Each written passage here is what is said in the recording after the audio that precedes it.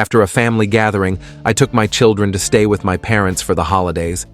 But these cruel individuals left them alone at home for 3 days. When I confronted them, they coldly replied, "We left them just like you left us when we needed financial help to clear a debt." My father spat out the words. I immediately took the kids back, and the next day he came begging on his knees. The last time we had a reunion, it ended with my father storming out, slamming the door so hard the kitchen window shook. We didn't speak for months afterward. The conflict was always about money. It started when I moved 20 miles away to a better apartment in another part of Springfield, Illinois, after landing a higher-paying job. My wife, Sarah, urged me to try reconciling, hoping a holiday gathering might ease the tension. Reluctantly, I invited everyone: my parents, my cousin Mike, even my dad's reclusive brother, Tom. The evening began awkwardly, with forced smiles, but it was manageable. The kids played, food was served, and for a moment, it felt normal. Then someone brought up the debt again. My father glared at me and demanded to know why I hadn't helped pay it off after my promotion. I reminded him I had offered, but he didn't want a loan, just free money. He ranted about family loyalty, claiming blood should mean unconditional support. That set Sarah off, and the argument exploded. My father sneered that if I didn't care about family, I should stop pretending. I stayed silent, gathered the kids, nodded at Mike, and left. The next morning, I still dropped the kids at my parents' house.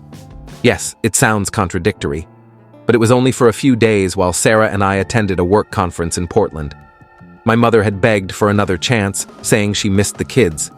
We left detailed instructions, stocked the fridge, and provided emergency contacts.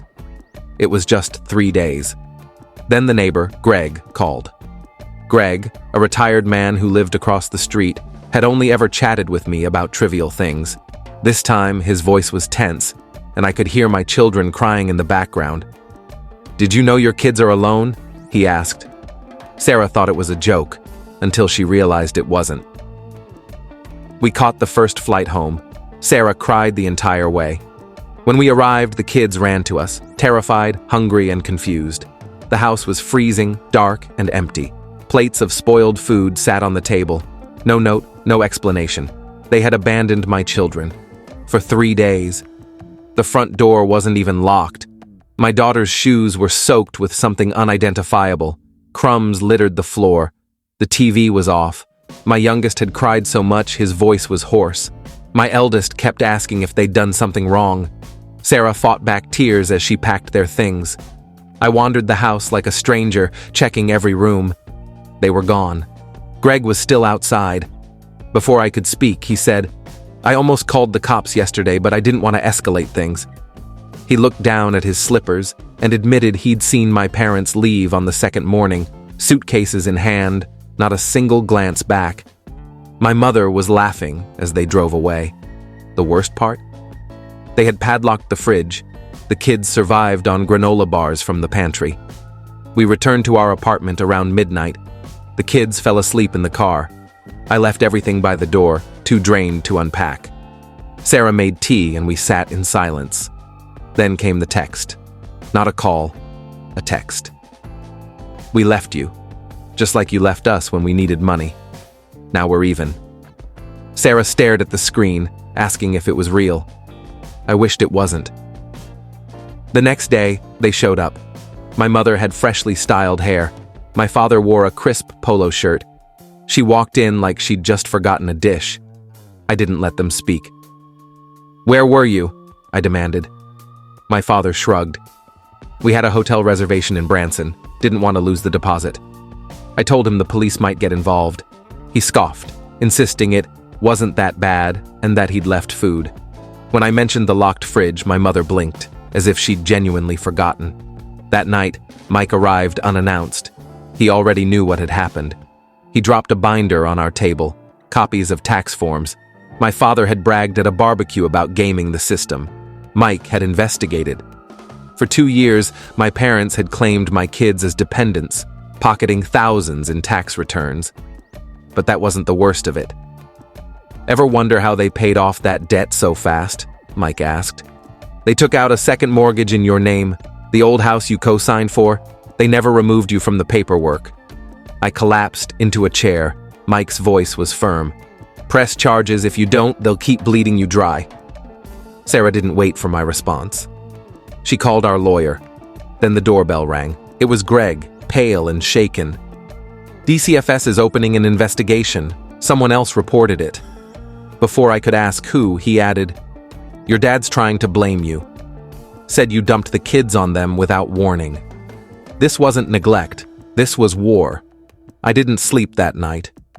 Neither did Sarah. We watched our kids sleep, the dog curled between them. At 7 a.m., my phone rang, an unknown number.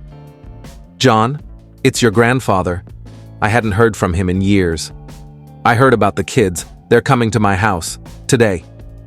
He hung up before I could reply. His home was unchanged, quiet, with a creaky wooden porch. He sat at the table, a stack of papers and an old notebook in front of him. "I've been watching your father," he said. "Thought he might change. But after what he did to your kids and what he said to me, I'm done." My father had called him, spinning lies that I'd abandoned the children and was unstable. My grandfather wasn't fooled. He'd already begun transferring the family trust, cutting my father out entirely. Then he handed me a photo. My parents, dressed for a night out, holding champagne glasses outside a St. Louis casino. "Celebrating your ruin," he said. When I returned home, Sarah and Mike were waiting. Sarah had given a police statement. Mike's lawyer friend had drafted a cease and desist for the tax fraud. The next morning, the school called. My parents had tried to pick up the kids, claiming they had permission. The principal refused, sensing something was off. My father yelled that he was still their guardian and that this wasn't over. That was the final straw. I dropped a lawyer's letter on their table, listing every consequence: the fraud report, the DCFS case, the revoked guardianship, the disinheritance. My father looked stunned. My mother stammered excuses. They showed up at our apartment later, on their knees, begging. I felt nothing, just exhaustion. My son walked up, stared at them, then turned away without a word. I closed the door, but it didn't end there. A bank called about an account opened fraudulently in my name. My father was still scheming. I reported it immediately. Mike urged me to press charges. I hesitated, but signed the papers. The police arrived the next morning. Fraud, child endangerment, tax evasion. Days later, my grandfather called again.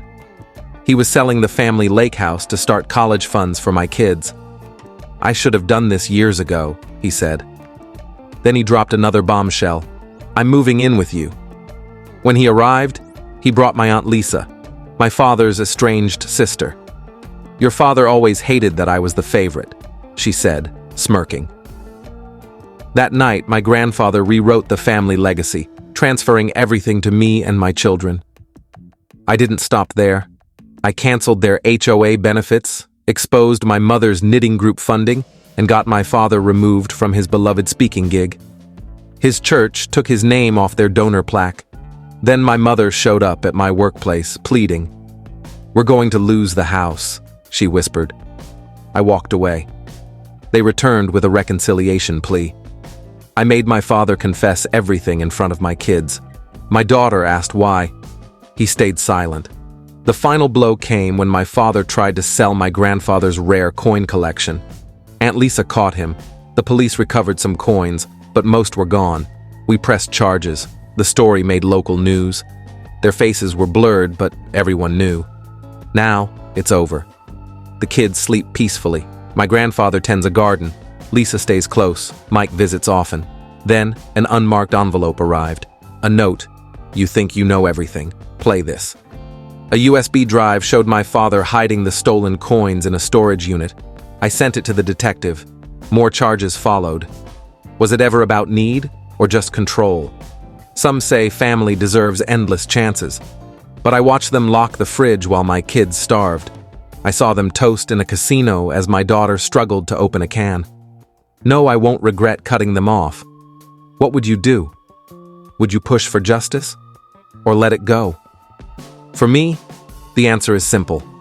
enough. If you enjoyed this story and felt the emotions behind it, don't forget to give it a like, share it with others, and subscribe to the channel for more real-life experiences and heartfelt stories. Your support means the world, and it helps us bring more content like this to you. Thank you for watching, and I'll see you in the next video.